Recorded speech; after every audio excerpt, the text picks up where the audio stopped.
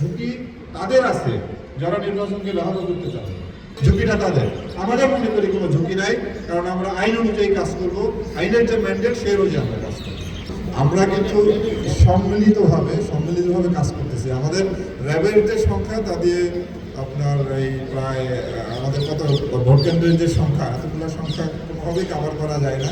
আমরা সবগুলি বাহিনী সমন্বিতভাবে এবং আমাদের মধ্যে একটা চমৎকার সমন্বয় আছে, সেইভাবে কাজ করতেছি।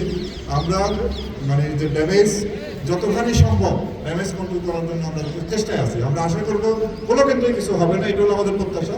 তারপরও যদি কোথাও এই ধরনের বিশৃঙ্খল ঘটনা ঘটে, আইন শৃঙ্খলা রক্ষাকারী বাহিনী যথোপযুক্ত ব্যবস্থা নেবে এবং আপনার যদি ভোট গ্রহণের মতো পরিবেশ না থাকে তাহলে ভোট গ্রহণ বন্ধ থাকবে। যদি ওই কেন্দ্র একেবারেই বন্ধ করা হয় কিংবা নির্বাচন কমিশনও বলেছে যদি ভোট গ্রহণ সম্ভব না হয় ওই কেন্দ্র প্রয়োজন হলে ওই আসনের ভোটও বন্ধ হতে পারে যদি নির্বাচন কমিশন যেরূপ মনে করবে। সুতরাং একটা দুইটা কেন্দ্রে যদি এই ধরনের গণ্ডগোল আসে এরপরে আমার ভোট হবে, আমরা বেশি শক্তি নিয়ে সেখানে করবো। আমরা আশা করি কোথাও এই ধরনের ঘটনা ঘটবে না, এটা আমরা আশা করি। তারপরে ঘটলে আইনানুগ যে প্রক্রিয়া আমরা সেটা নিব। আর নির্বাচনে আপনারা প্রশ্ন করতে পারেন যে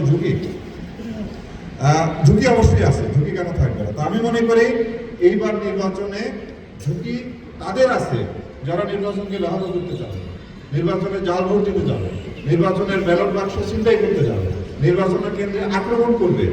এদেরকে বোধহয় প্রচণ্ড ঝুঁকির মধ্যে বার করতে হবে এবং নির্বাচনের ফলাফল যদি মেনে না নিয়ে তারা যদি নাশকতা বিশৃঙ্খলা তৈরির চেষ্টা করে আমরা সর্বোচ্চ কঠোর ব্যবস্থা গ্রহণ করব। এখানে আমরা কোনো রকম হেজিটেট করবো না, সর্বোচ্চ কঠোর ব্যবস্থা গ্রহণ করব। ঝুঁকি যদি কারো থাকে, যারা আইন ভঙ্গ করবে, আইন অমান্য করবে, আইন বিরোধী কাজ করবে, ঝুঁকিটা তাদের। আমাদের মনে করি কোনো ঝুঁকি নাই, কারণ আমরা আইন অনুযায়ী কাজ করব, আইনের যে ম্যান্ডেট সেই অনুযায়ী আমরা কাজ করব। আপনাদের সকলকে অসংখ্য ধন্যবাদ।